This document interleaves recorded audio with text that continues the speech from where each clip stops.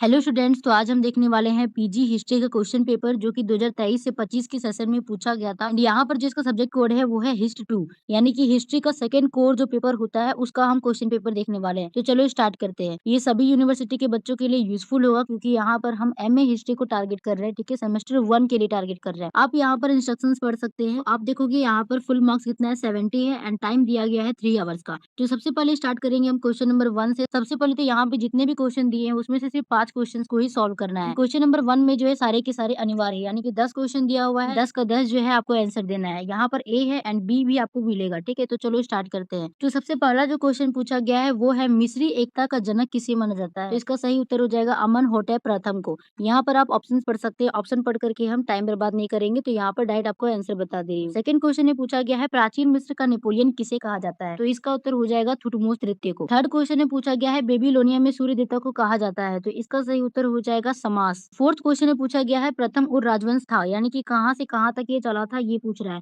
तो इसका सही उत्तर हो जाएगा 26 से लेकर के 25वीं शताब्दी ईसा पूर्व में उर राजवंश था। फिफ्थ में पूछा गया है हम्मुराबी के पिता का नाम क्या था। तो यहाँ पर इसका सही उत्तर हो जाएगा ऑप्शन नंबर सी, यानी कि सीन मोबालित। क्वेश्चन नंबर 6 में पूछा गया है चाओ वंश में कुल कितने शासक हुए। तो इसका सही उत्तर हो जाएगा ऑप्शन 1, यानी कि 37 यहाँ पर शासक हुए थे। क्वेश्चन नंबर 7 में है इनमें से किस ग्रंथ का लेखन कन्फ्यूशियस के द्वारा किया गया था। आई चिंग हो गया, आई ली हो गया, द सी किंग हो गया, ये सारे के सारे इसमें आते हैं। 8th में पूछा गया है चाओ वंश से पूर्व चीन में किस वंश का शासन था। तो इसका सही उत्तर हो जाएगा ऑप्शन नंबर 2, यानी कि संग वंश का शासन था। 9th में पूछा गया है होमर के महाकाव्य की विषय वस्तु क्या है। तो इसका सही उत्तर हो जाएगा ऑप्शन नंबर 1, यानी कि ट्रोजन युद्ध। 10th में पूछा गया है कन्फ्यूशियस का जन्म कब हुआ था। तो इसका सही उत्तर हो जाएगा ऑप्शन नंबर 1, यानी कि 551 ईसा पूर्व में। तो ये यहाँ पर कंप्लीट होता है हमारा ऑप्शन ए, जहाँ पर 10 क्वेश्चन पूछे गए थे, सभी का उत्तर हमने बता दिया। अब यहाँ पर बढ़ते हैं हम क्वेश्चन नंबर बी की ओर, जहाँ पर आपको सिर्फ 4 के ही उत्तर देने हैं, जिसमें कि 3 मार्क्स हर एक का मिलेगा, यानी कि ये 12 मार्क्स का हो गया। तो यहाँ पर देखते हैं क्या कहा गया है क्वेश्चन में। सबसे पहले तो हमें यहाँ पर संक्षिप्त टिप्पणी लिखने के लिए कहा गया है। सबसे पहला जो है ये है प्राचीन साम्राज्य के बारे में। उसके बाद हम्मुराबी की विधि संहिता के बारे में पूछा गया है, फिर थुटमोस नृत्य के बारे में पूछा गया है, फिर सारगन के बारे में पूछा गया है, फिर चाओ वंश की आर्थिक स्थिति के बारे में पूछा गया है और सुमेर सभ्यता की धार्मिक स्थिति के बारे में पूछा गया है। यानी कि 6 क्वेश्चन दिए गए हैं, 6 में से 4 को ही आंसर देना है बी में।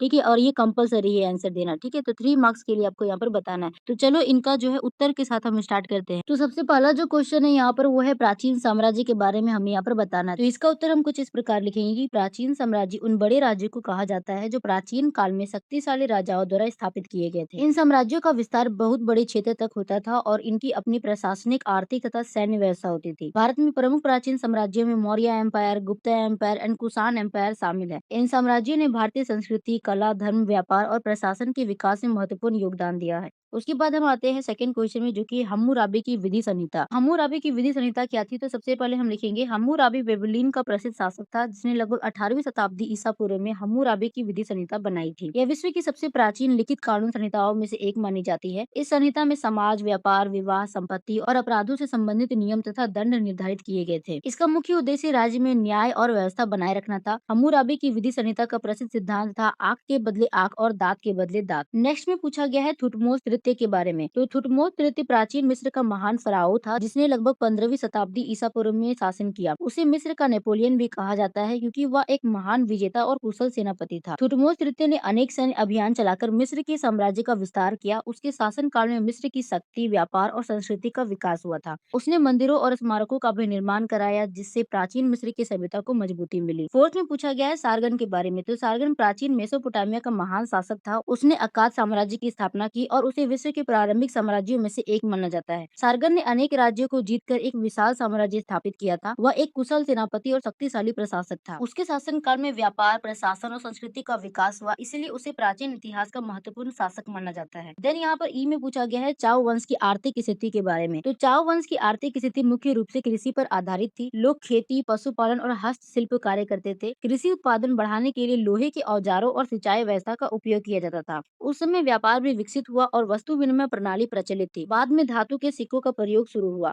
चाओ वंश काल में समाज सामंती व्यवस्था पर आधारित था, जहाँ भूमि पर सामंतों का अधिकार होता था और किसान खेती का कार्य करते थे। तो ये चाओ वंश की आर्थिक स्थिति के बारे में 3 मार्क्स के लिए, इसलिए आंसर छोटा है। आप इसको सेम टू सेम लिख सकते हो, उसके बारे में समझ सकते हो। देन एफ में पूछा गया है सुमेर सभ्यता की धार्मिक स्थिति के बारे में। तो सुमेर सभ्यता के लोगों का धार्मिक जीवन बहुत देववादी था। वे प्रकृति की शक्तियों जैसे सूर्य, चंद्रमा, जल और वायु के देवता मानकर पूजा करते थे। प्रत्येक नगर का अपना एक प्रमुख देवता होता था। सुमेरवासी मंदिरों को जिगुरात कहते थे, जो पूजा और धार्मिक कार्यों के केंद्र थे। पुजारियों का समाज में विशेष महत्व था। वे लोग आत्मा, स्वर्ग, नरक और परलोक में भी विश्वास करते थे तथा धार्मिक अनुष्ठान और बलि प्रथा का पालन करते थे। तो ये था क्वेश्चन नंबर 1 का बी का आंसर। आई होप आपको समझ में आया होगा। देन अब हम बढ़ते हैं क्वेश्चन नंबर 2 से। क्वेश्चन नंबर 2 से लेकर के 9 या 10 तक यहाँ पर क्वेश्चन होगा। सबका हमें आंसर देना है। सबका आंसर हम समझेंगे धीरे-धीरे। तो वीडियो को एंड तक देखना, ताकि आपको क्वेश्चन के साथ आंसर भी सारे समझ में आ जाए कि आपको लिखना किस तरीके से है एंड ये होते क्या है। इसकी पूरी जानकारी हम लोग यहाँ पर लेने वाले हैं। तो क्वेश्चन नंबर 2 में पूछा गया है, प्राचीन मिस्र की सभ्यता में नील नदी का क्या योगदान था, जो कि 12 मार्क्स के लिए। तो शुरू में हम क्या करेंगे, प्रस्तावना लिखते हैं, इनके इंट्रोडक्शन लिखते हैं, देन फिर हम यहाँ पर इनके योगदान के बारे में बात करेंगे। तो यही हमारा आंसर का पैटर्न होने वाला है, जो कि आपको एग्जाम में भी फॉलो करना है। सबसे पहले आपको वहाँ पर थोड़ा सा इंट्रो देना है एंड देन फिर उसके बाद मेन मुद्दे पे आना है। ठीक है, तो यहाँ पर हम लिखेंगे, प्राचीन मिस्र की सभ्यता विश्व की सबसे प्राचीन और विकसित सभ्यताओं में से एक थी। इस सभ्यता का विकास नील रिवर के किनारे हुआ था। नील रिवर यानी कि नील नदी। नील नदी को मिस्र की जीवन रेखा कहा जाता है, क्योंकि इसके बिना मिस्र की सभ्यता का विकास संभव नहीं था। ग्रीक इतिहासकार हेरोडोटस ने कहा था, मिस्र नील नदी की देन है। अब हम यहाँ पर देखेंगे नील नदी का योगदान क्या है। तो सबसे पहला जो योगदान है वो है कृषि का विकास। जैसे कि नदी जो होती है वो सिंचाई के काम आती है, तो वहाँ पर क्या होता है, उनके अगल बगल के जो क्षेत्र होते हैं वो फल फूलित हो जाते हैं। ठीक है, तो यही होता है कृषि का विकास। नील रिवर हर वर्ष बाढ़ लाती थी। बाढ़ का पानी खेतों में उपजाऊ मिट्टी छोड़ जाता था, जिससे भूमि अत्यंत उपजाऊ बन जाती थी। इससे गेहूं, जौ, कपास और अन्य फसलों की अच्छी खेती होती थी। कृषि के विकास से लोगों को भोजन की कमी नहीं हुई और सभ्यता समृद्ध बनी रही। दूसरा योगदान है सिंचाई की सुविधा हो गई। नील नदी के जल का उपयोग सिंचाई के लिए किया जाता था। मिस्र वासियों ने नहरें और जलाशय बनाकर खेती को अधिक विकसित किया। इससे कृषि उत्पादन बढ़ा। तीसरी चीज है व्यापार और परिवहन। नील रिवर व्यापार और यातायात का प्रमुख साधन थी। नावों के माध्यम से लोग एक स्थान से दूसरे स्थान तक सामान पहुंचाते थे। इससे आंतरिक और बाहरी व्यापार का विकास हुआ। चौथी चीज है नगरों का विकास। नील नदी के किनारे अनेक नगर और बस्तियां विकसित हुई, क्योंकि नदी के किनारे बहुत सारे गांव नगर बस जाते थे। नील नदी के किनारे जो होता है वो बहुत सारी नगर और बस्तियां बसी हुई है, जिसमें कि मिस्र एक था। तो लोग जल और उपजाऊ भूमि के कारण नदी के पास बसना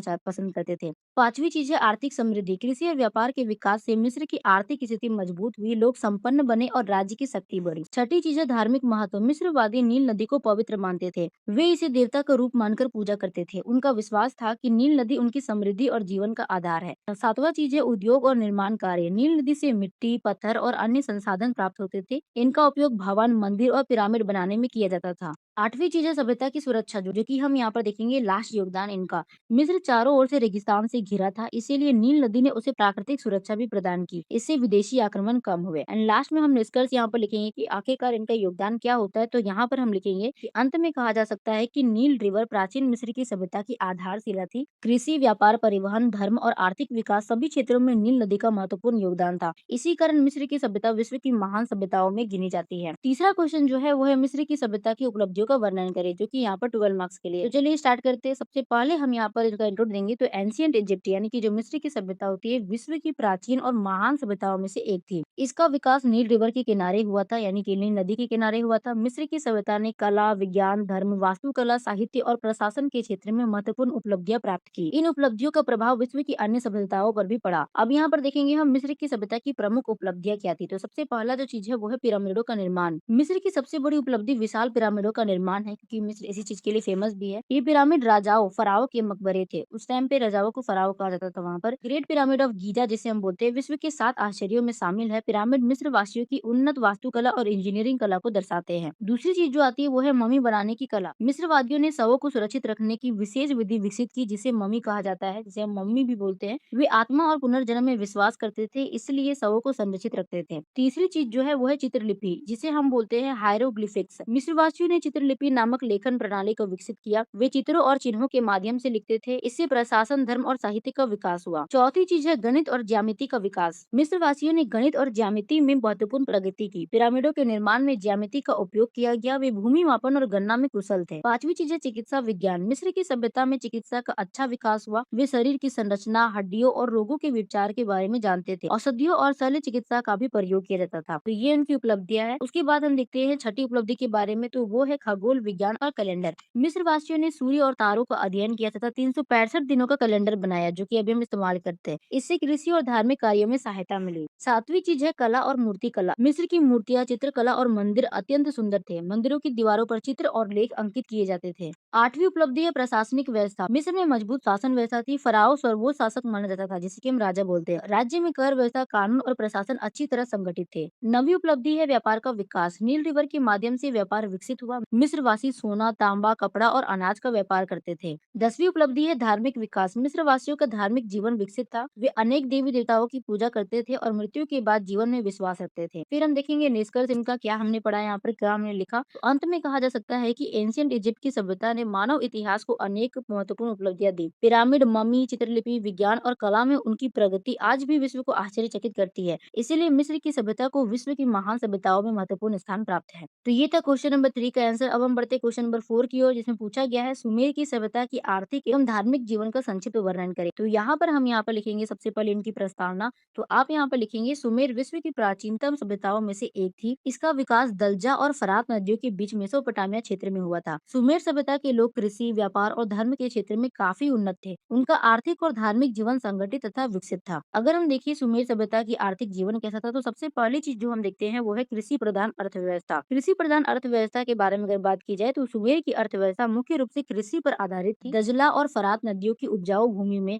गेहूं, जौ, खजूर और अन्य फसलों की खेती की जाती थी। सिंचाई के लिए नहरों और बांधों का निर्माण किया गया था, जिससे कृषि उत्पादन बढ़ा। दूसरी चीज है पशुपालन। सुमेरवासी गाय, बैल, भेड़, बकरियां पालते थे। पशुओं का उपयोग खेती, दूध और ऊन प्राप्त करने के लिए किया जाता था। तीसरी जो चीज है वो है व्यापार का विकास। सुमेर के लोगों ने आंतरिक और बाहरी विकास को विकसित किया। वे अनाज, ऊन, मिट्टी के बर्तन तथा धातुओं का व्यापार करते थे। व्यापार स्थल और जलमार्ग दोनों से होता था। चौथी चीज है उद्योग और हस्तशिल्प। सुमेरवासी मिट्टी के बर्तन, कपड़े, आभूषण और धातु की वस्तुएं बनाने में कुशल थे। हस्तशिल्प उद्योग काफी विकसित था। पांचवी चीज है मुद्रा और लेख व्यवस्था। व्यापार में वस्तु विनिमय प्रणाली का उपयोग होता था। बाद में धातुओं का प्रयोग विनिमय के रूप में होने लगा। लेखा रखने के लिए किलाक्षर लिपि का उपयोग किया जाता था। अब यहाँ पर हम देखेंगे सुमेर सभ्यता का धार्मिक जीवन कैसा था। सबसे पहले तो वे बहुत देववासी यानी कि बहुत सारे देव देवताओं की वो मानते थे। सुमेरवासी अनेक देवी देवताओं में विश्वास करते थे। वे सूर्य, चंद्रमा, जल, वायु और पृथ्वी जैसी प्राकृतिक शक्तियों की पूजा करते थे, जैसे कि हम लोग झारखंड वासी करते हैं। दूसरी चीज है नगर देवता। हर नगर का अपना एक प्रमुख देवता होता था। लोग अपने नगर देवता को रक्षक मानते थे।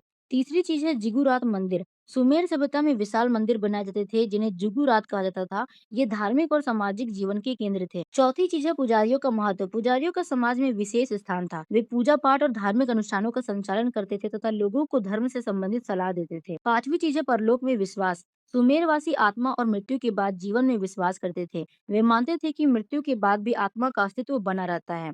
छठी चीज है धार्मिक अनुष्ठान। देवताओं को प्रसन्न करने के लिए पूजा, यज्ञ और बलि दी जाती थी। लोग प्राकृतिक आपदाओं को देवताओं का क्रोध मानते थे। निष्कर्ष हम लिखेंगे, अंत में कहा जा सकता है कि सुमेर की आर्थिक व्यवस्था कृषि, व्यापार और उद्योग पर आधारित थी, जबकि उनका धार्मिक जीवन बहुदेववाद और मंदिर व्यवस्था से प्रभावित था।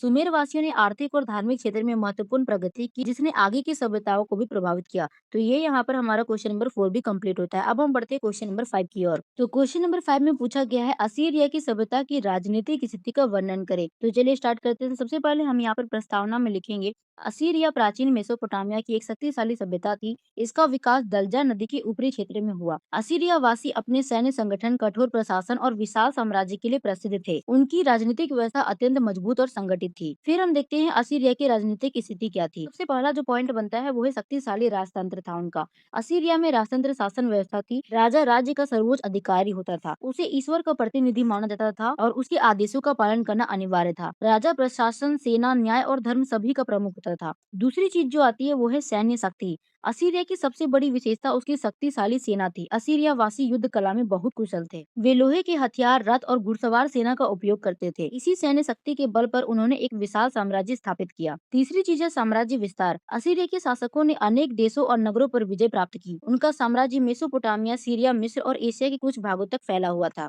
चौथी चीज है कठोर प्रशासन। असीरियाई शासक कठोर प्रशासन के लिए प्रसिद्ध थे। वे विद्रोहियों और अपराधियों को कठोर दंड देते थे ताकि राज्य में शांति और व्यवस्था बनी रहे। पांचवी चीज है प्रांत व्यवस्था। विशाल साम्राज्य को सुचारू रूप से चलाने के लिए राज्य को कई प्रांतों में बांटा गया था। प्रत्येक प्रांत में एक गवर्नर नियुक्त किया जाता था जो राजा के आदेशों का पालन करवाता था। छठी चीज है कर व्यवस्था। राज्य की आय का मुख्य स्रोत कर था। विजित प्रदेशों से भी कर और उपहार वसूले जाते थे। इससे सेना और प्रशासन को मजबूत बनाया जाता था। सातवीं चीज है कानून और न्याय। असीरिया में कानून व्यवस्था विकसित थी। न्याय व्यवस्था कठोर थी और अपराधों के लिए सख्त दंड दिए जाते थे। आठवीं चीज है प्रसिद्ध शासक। असीरिया के कई शक्तिशाली शासक हुए, जिसमें असुरबैनीपाल विशेष रूप से प्रसिद्ध प्रसिद्ध था। उसने नीनवे में एक विशाल पुस्तकालय की स्थापना की। असीरिया की राजनीतिक व्यवस्था की विशेषताएं क्या-क्या थी, तो हम देखते हैं। सबसे पहले जो उनकी विशेषता थी वो थी शक्तिशाली और केंद्रीकृत शासन था उनका, विशाल और संगठित सेना थी उनकी, कठोर प्रशासन और कानून था, साम्राज्यवादी नीति थी, प्रांत व्यवस्था का विकास कर रखा था उन्होंने। तो अंत में कहा जा सकता है कि असीरिया की राजनीतिक व्यवस्था अत्यंत शक्तिशाली और संगठित थी। उनकी सैन्य शक्ति, कठोर प्रशासन और साम्राज्य विस्तार की नीति ने उन्हें प्राचीन विश्व की महान शक्तियों में स्थान दिलाया। हालांकि उनकी कठोरता के कारण जनता में असंतोष भी उत्पन्न हुआ, जिससे अंततः असीरिया साम्राज्य का पतन हो गया। तो ये क्वेश्चन नंबर 5 कंप्लीट होता है, जिसमें कि हमने असीरिया के बारे में देखा। देन आते हैं हम क्वेश्चन नंबर 6 की ओर, जो कि पूछा गया था सांग वंश की आर्थिक एवं राजनीतिक स्थिति की विवेचना करें। ये भी 12 मार्क्स का है। तो चलो स्टार्ट करते हैं। तो यहाँ पर हम लिखेंगे सांग वंश चीन का एक महत्वपूर्ण वंश था, जिसने 960 ईस्वी से 1279 तक शासन किया।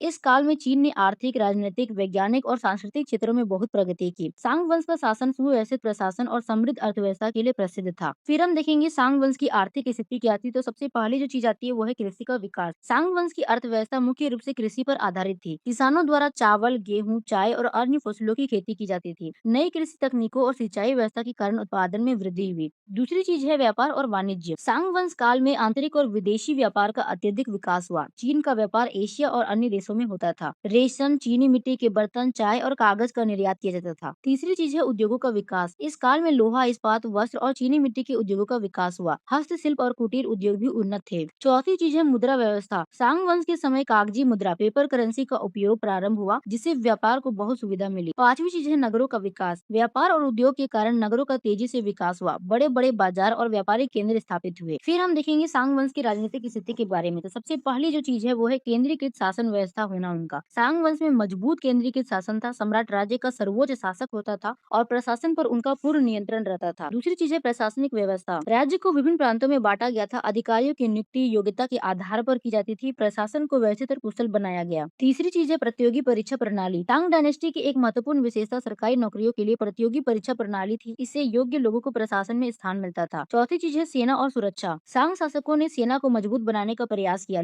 लेकिन वे सैन्य दृष्टि से हमेशा बहुत शक्तिशाली नहीं रहे। बाहरी आक्रमणों के कारण उन्हें कई कठिनाइयों का सामना करना पड़ा। पांचवी चीज है कानून और न्याय। राज्य में कानून व्यवस्था को महत्व दिया जाता था। न्याय प्रणाली संगठित थी और प्रशासन जनता के हित में कार्य करता था। छठी चीज है विदेशी संबंध। सांग वंश ने कई देशों के साथ व्यापारिक और राजनीतिक संबंध बनाए। इससे चीन की अंतर्राष्ट्रीय स्थिति मजबूत हुई। अब हम देखेंगे सांग वंश की उपलब्धियां कौन कौन सी है। सबसे पहली जो चीज आती है वो है आर्थिक समृद्धि और व्यापार का विकास। कागजी मुद्रा का प्रयोग होता था। प्रतियोगी परीक्षा प्रणाली इन्होंने लागू कर रखी थी। उद्योग और नगरों का विकास हुआ था। प्रशासनिक सुधार हुए थे। तो अंत में कहा जा सकता है कि सांग वंश का काल चीन के इतिहास में आर्थिक और प्रशासनिक प्रगति का स्वर्ण युग माना जाता है। इस वंश ने कृषि, व्यापार, उद्योग और प्रशासन के क्षेत्र में महत्वपूर्ण सुधार किए। यद्यपि बाहरी आक्रमणों के कारण इसका पतन हुआ, फिर भी इसकी उपलब्धियां विश्व इतिहास में महत्वपूर्ण स्थान रखती है। तो ये क्वेश्चन नंबर 6 था। थोड़ा सा इसका आंसर जो है यहाँ पर आ गया, तो इसको आप इग्नोर करोगे, इसे आप यहाँ पर रख करके इसको पढ़ोगे। ठीक है। अब हम देखते हैं क्वेश्चन नंबर 7। तो क्वेश्चन नंबर 7 में पूछा गया है चीन की सभ्यता की देनों का वर्णन करें। ठीक, तो इसका उत्तर में हम लिखेंगे चाइनीज सिविलाइजेशन विश्व की सबसे प्राचीन और विकसित सभ्यताओं में से एक है। इसका विकास वांगहो, पीली नदी और यांगसी नदी के किनारे हुआ। चीन की सभ्यता ने विज्ञान, कला, साहित्य, प्रशासन, दर्शन और तकनीक के क्षेत्र में विश्व को अनेक महत्वपूर्ण देने दी। इन उपलब्धियों का प्रभाव पूरी दुनिया पर पड़ा। चीन की सभ्यता की प्रमुख देने के बारे में बात करें हम, तो सबसे पहला जो चीज है वो है कागज का आविष्कार। चीन की सबसे महत्वपूर्ण देन कागज का आविष्कार है। कागज के निर्माण से शिक्षा, साहित्य और प्रशासन का विकास हुआ। बाद में यह कला अन्य देशों में भी फैली। दूसरी चीज है छापा खाना, जिसे कि हम मुद्रण कला भी बोलते हैं।